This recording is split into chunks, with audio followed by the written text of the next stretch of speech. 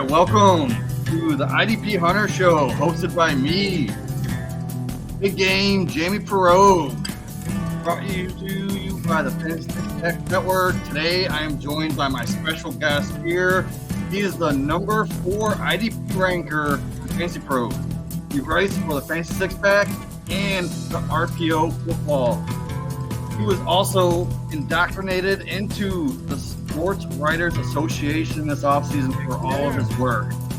Sure My was. main IDP go-to guy, Steve Hungarter. How are you doing, man? Pretty good, Jamie. Thanks for letting me on the first ever Jamie Perog podcast. I'm very honored. I'm deeply honored. I got to ask, what's going on with the music? Where'd you come up with this? Because it puts me in the mood. It's like the Cowboys. Like, it reminds me of like old Westerns. It does. Well, Let's go on our horse and let's just get, shoot let's them get out. shooting, man. Let's get this on I'm point. excited Hit that target. to do this with you. I'm excited to do your own little show here, kind of. And in honor of your show, Jamie, I'm wearing the jersey you sent me. I don't know if you remember sending me this jersey, but Of course. it's really cool. Got the little IDP Hunter on the back of it. Love it, man. I appreciate you doing that. And what do you got? A hookup with these jerseys? How do you do it exactly? Yeah, no, I got a connection. I've been doing it for about 2 years. They're really cheap. If you ever want a jersey between about $15 each, honestly, 15, 17 at the most, just hit me up in my DMs and I'll get you set up.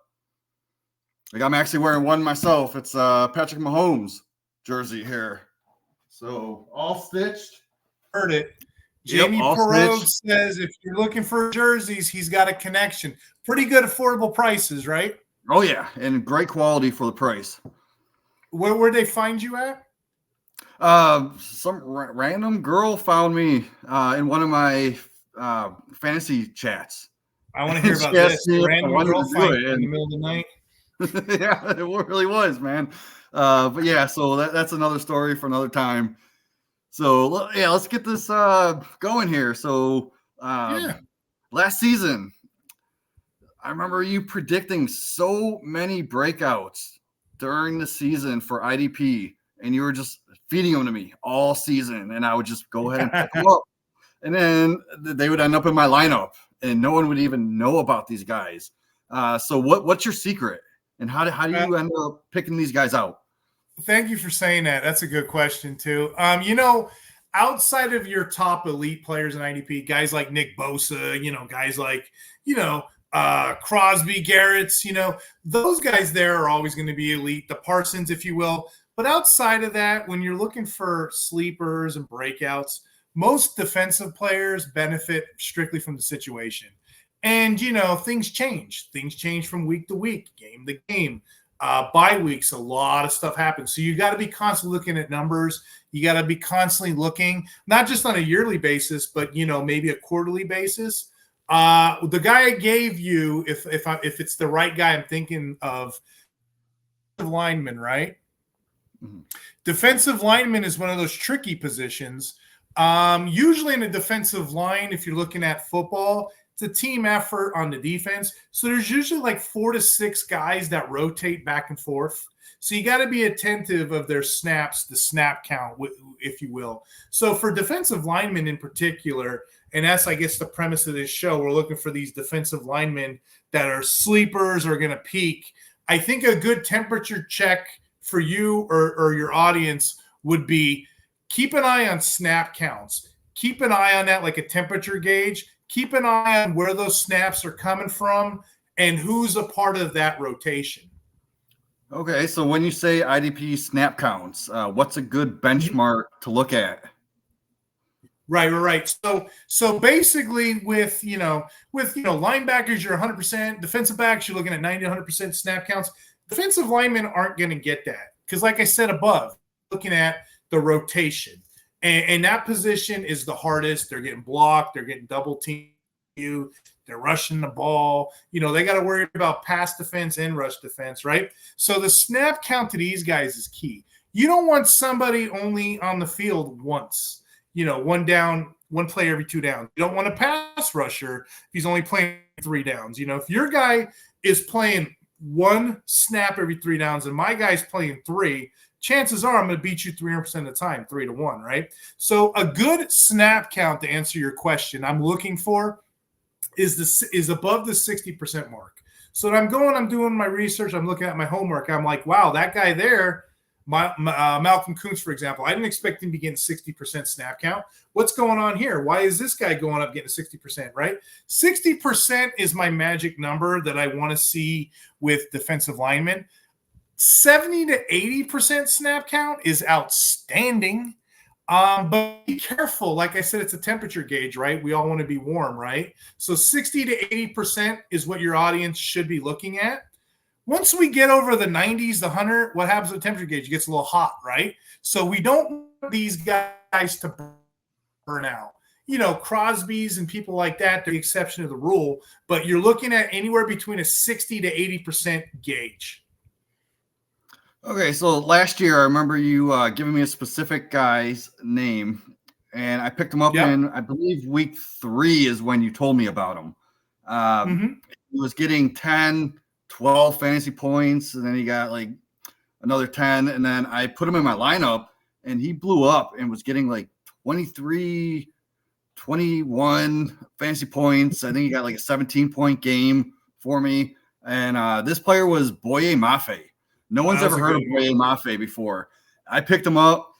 I kept him on my roster. I was playing him. He was scoring me points. So what is this year's Boye Mafe that you're looking at?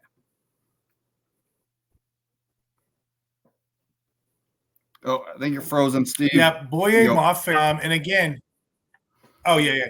I was saying how that was a good pick. And again, that was all about snap counts. We've seen the more snap counts he got, the sack totals he got. So it's always keeping an eye on stuff like that. So again, I do have some Boye Mafe types for you this year. I do have some defensive linemen, sleepers, if you will. They're all coming from different shapes and sizes. Some have a high pedigree. Some were, taken low in college. Some were taken high in college. But again, the fact remains we're looking for guys that have the potential of rushing the passer. We're looking at guys that are freak athletes. We're looking at guys that are potentially going to go in a starting spot and get that 60 to 80% snap count. So I do have a couple names for you here. Who's your number one Boye Mafe this year that you would tell me to pick up? So if it was me, and again, you got to be mindful because, there are some sharks in some of our leagues that we play in and what have you. But if it was me, there's a couple guys I'm looking at. If I was to give you just one, and I'll give you 4 this episode, there's a guy named Greg Rousseau, okay? And he plays for the Bills. Most people know him, right? You knew that name, right, Jamie? Oh, yeah. No, he's been on my radar for the past couple of years. I know he had high draft capital. Yeah, what was he? I think a second-round pick? Yeah, I believe early second maybe. So when you hear Greg Rousseau's name, he's a freak athlete in college, second-round pick, combine darling, 6'7", 266 pounds, 4.6 speed. He was drafted, 30? He was drafted 30th in the 2021 draft. So he's not really creeping along like a Mafe was. He should be getting more buzz than he probably gets. But this is why I'm predicting him as a breakout. Let me explain this, okay? When the Bills have only been giving this guy about 35 to 45% of the possible snaps. It's the scheme. The Bills run what's called a 4-2-5, which, for the audience in Spotify or the audience in YouTube that's just following along the screen, we're just talking about, defensive lineman sleepers here. A 4-2-5 scheme is 4 defensive linemen, 2 linebackers, 5 defensive backs. It's a formation. With these kind of formations, the Bills kind of lay this out about 90% of the time the last 2 seasons. So it's a pretty predictable kind of defense. Let's go back to 2002 real quick. We're talking about this guy, okay? The Bills had 5 different edge defenders. They were all playing, I did the math on this. They were playing 375 snaps together. That's about 35.6% of the actual.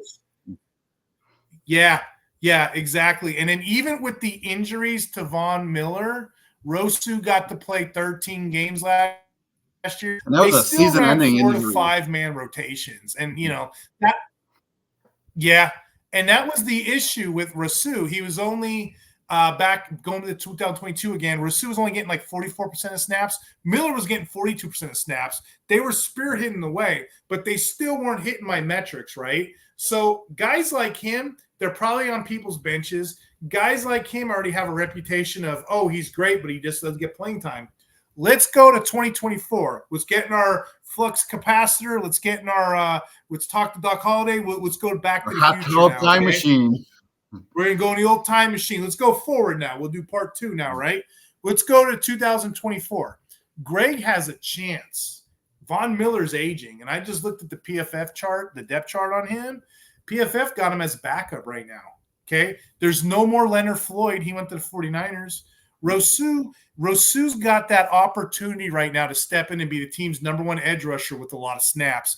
I did my homework on this, okay? There's not really anybody there. There's guys named Smoot, Commander cast off Casey Turnhill.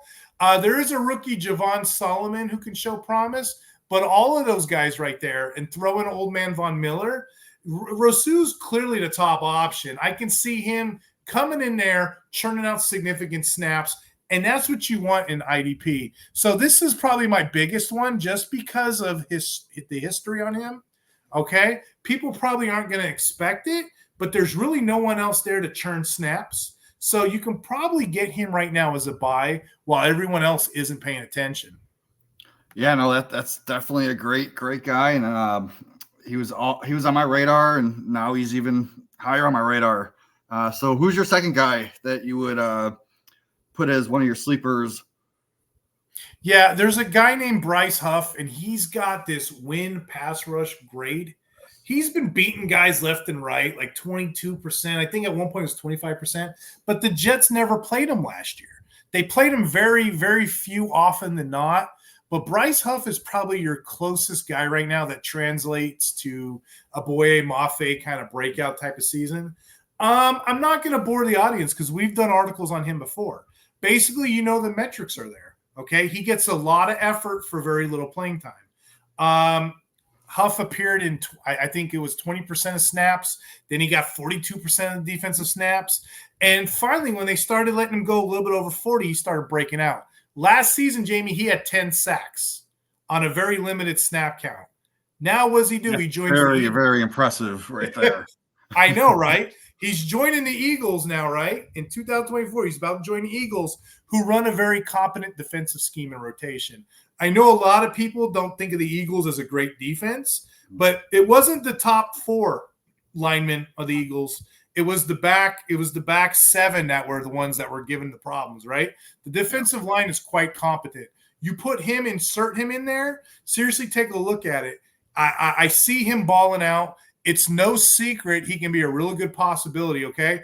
I think they're running a 3-4 scheme this year, if memory serves. I'll have to check back and look at that when the preseason comes. But if they're going to run a 3-4 scheme, all he's got to do is beat out Brandon Graham, Milton Williams to get a significant crack of a huge snap count in production in this lineup.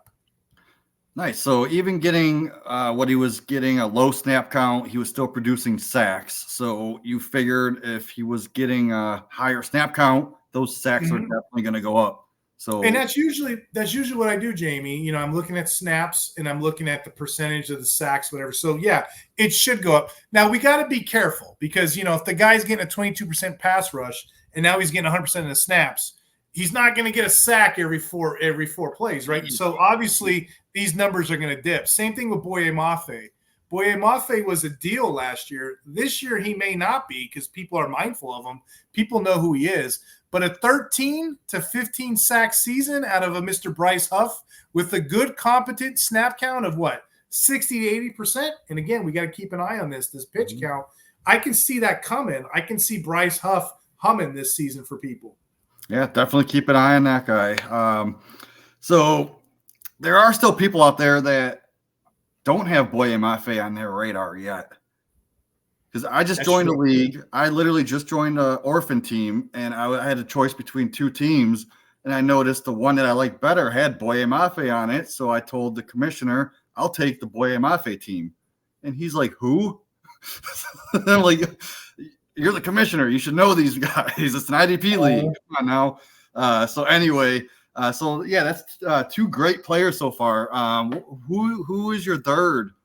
Boye Mafe. You know what's funny on Mafe too? They should know this guy. It's not like he was a sleeper. I mean, he was a good breakout, wasn't he? Coming out of college, he was highly regarded. The thing that got him drafted, I mean, it was him, Hutchinson. Jared Verse was the top dog in that class. He just decided to go back to school. You know what I mean? So a lot of people forget Mafe. You can throw Jared Verse in this episode too, because a lot of people are foolishly taking the Dallas Turners. They are. Verse beats him on every metrics, and some of the smartest guys in football that I know, the lead dogs, we're going the Verse route. So we'll have to revisit this and see if some of these names pan out. For sure. So who's your third breakout guy? So this is more of an underdog type. This is in the vein of what you're talking about. The guy's name is Malcolm Koonce. He plays for the Raiders. Yeah. One side. If you pull his stats, you'll see he didn't get any run when Josh McDaniels was there. As soon as McDaniels left, they put him in lineups, and he started producing instantly. So he's been a guy. He had an incredible run in the back half of the season. Like I said, all his stats came from. He produced 38 pressures, 8 sacks. PFF had him graded 83.4 for a pass rush. So that ranked amongst the top 15 at the position from week 9 all the way to the end of the season, week 18. If you got to take – that's why I look at snaps. I look at snap count. I'm not going to fault this guy for the first 8 weeks if he's not really making anything.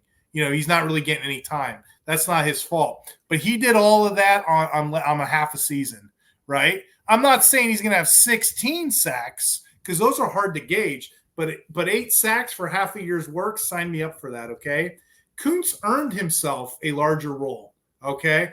Not really known, not really talked about too much unless you're in a deeper league, but you can easily pick him up just on his athletic profile alone. Some leagues, some people are still talking up the 8th overall pick, Tyree Wilson, who's been a bust at this rate. But he's a work in progress. But Koonce has been the guy that's actually grinding, who's actually making the plays. So I'm expecting him to continue to be a huge part of what the Raiders do next season in that defense. So, well, speaking of offense, the Raiders don't really have a great offense, so they're going to be spending a lot of time on defense. So go ahead and put this guy on your back end of your rosters, and maybe he can hit your starting roster throughout the season. So you said you had four people. Yeah. Who is your last guy on this list? I got one more for you. And, like I said, the first one, Greg Rousseau, it's a name everybody knows. He just hasn't really popped off due to snaps. Second one's Bryce Huff. It's a name some people know, but, he wasn't getting –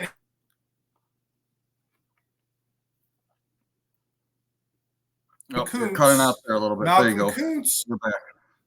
That's okay. Malcolm Koonce is another name most people don't know, and he wasn't getting any sacks. So in the spirit of all this, I'm going to give a name that pretty much nobody knows and wasn't really getting any time at all. So I'm just going backwards down the line. This guy's name is Sam Williams, okay? Sam Williams, some of the more astute owners know him, but most people don't. But Sam Williams, his opportunity to succeed just stems on watching the transactions this offseason. The guy in front of him was Doris Armstrong of the Cowboys. He left for the division rival Washington Commanders.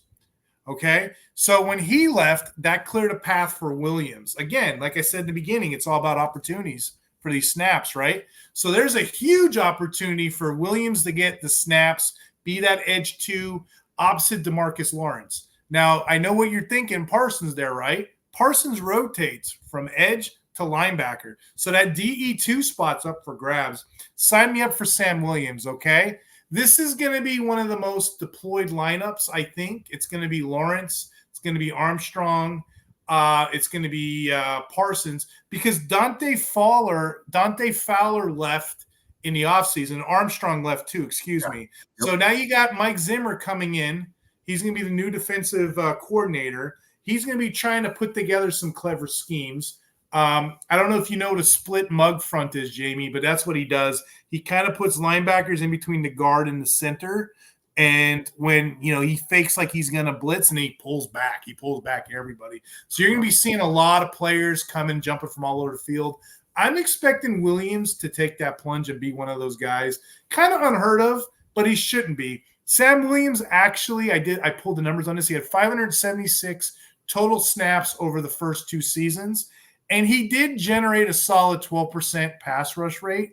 That's good enough. Anything over 12% to me is the benchmark, okay? So he got a 12% pass rush rate, and during his rookie year, it was all the way at 16%. So what happened from 16 to 12? Well, it went down because he wasn't getting enough playing time. So I'm predicting that to go right back up. He's recorded an 8.5 sack season, 2 forced fumbles. So, I mean, if that's the floor, the sky's the limit. Give this guy a little bit more bench time. This is going to be his 3rd year. I know I talked about those first 2 years poorly, but I'm expecting a lot of expectations thanks to the exit of the Armstrong and Fowler in front of him. He's the ultimate example of buying low on a player due to their opportunity and due to their opportunity of their playing time. So I'm expecting the Cowboys, who are in a little bit of a salary cap hell, right? I'm expecting them to kind of generate and use the players around them. You have a perfectly good Sam Williams sitting there who has showed you he can do it. Just give him the opportunity. So those are my 4 this episode, and I think every single one of them have different playing profiles, but every single one of them makes a case for what I look for, my benchmarks, which are opportunity, check, starting time, check, depth chart, check, and, of course, that snap count benchmark. We see these guys in the 60-80% zone during the first 2 games of the season. Start picking these guys up, because these are the players you want on your teams. Yeah, the one thing that stuck out to me with Sam Williams is you said there was an exit of Armstrong and who was it, Fowler? Fowler, yeah. And they did not address any of that in free agency. Same thing with the Raiders, Koonce, the Eagles, Huff, the Bills, Rousseau. All of those guys, they are winners. If we were doing article winners and losers, they're all winners. None of those guys have anybody in front of them to threaten them for position. So if you're in a deep enough league and you're trying to find that Boye Mafe type, those are your strongest candidates. That's awesome. So Steve, this has been awesome. Great information here. Tell everyone where they can actually find more of your work so they can just raise their IDP game and follow you. I'm over on the Fancy Six Pack, as you know. I write articles over here. I'm also writing articles over at the RPO network, and I do podcasts for both sites. I'm an ECR ranker, Fancy Pros. Every once in a while, I'll get on an article over there.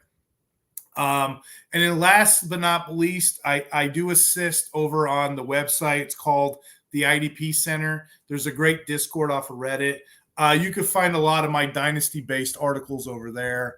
But yeah, that's about it, man. IDP is a grind. IDP is something you got to watch. This is all speculative, but it's fun. I'm pretty sure 3 or 4 of those guys, 2, 3, 4 of those guys are going to be absolutely, hit it out of the park. But there's always those 1 or 2 guesses. So I wanted to give you a bit of a variety this show. On top of that, keep an eye on the preseason, guys. The preseason is when coaches make their decisions. They see what guys they want to run with, which ones are going to give them the most of their money. So if anything, IDP is a very challenging place to be, like playing chess. But the moves are made during mini camps, OTAs, and preseason. Yeah, man, I always love talking to you, picking your brain. Makes me smarter as a IDP player. So yeah, just keep an eye out for Steve's content all over, like you said, at the Fancy Six Pack, RPO. We're doing videos almost weekly. So yeah, it's been a great episode, Steve. Love and talking. People have been tuning in. People love this stuff. We're going to keep making them until people get sick and tired of hearing from us. But truly are the IDP hunter. Like, you hunt down these IDP players and you know what you're talking about, and I'm hooked. It's all about getting better and getting better in this space and creating a community and industry. And then I'll tell you, 1 week you got it all figured out, you take a week off and it'll all fall apart on you like a Jenga board. You know what I mean? You know what I love about you, though? You teach people how to hunt.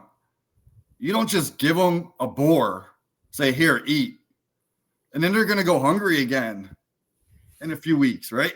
You actually teach them to actually hunt for themselves so they can think for themselves. So I thank you, Steve, for teaching me everything that I know. You've been really awesome.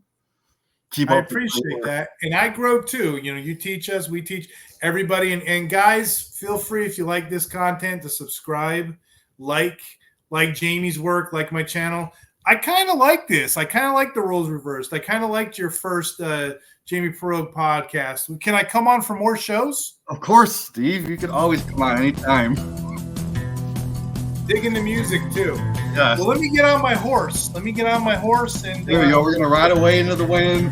Make sure on your way out you hit that like button and stick back, comment, tell us what you think about the episodes, and we appreciate you guys stopping in. My man. Well, I'll see you next week. All right. Peace out.